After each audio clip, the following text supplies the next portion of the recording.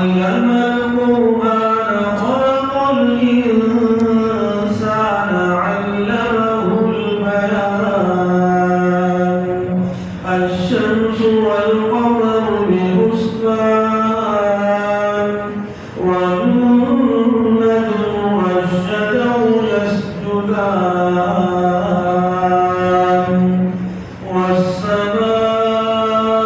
رفعها ووضع الميزان ألا تطغوا في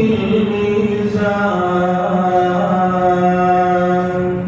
وأقيموا الوزن بالقسط ولا تخسروا الميزان والأرض وضعها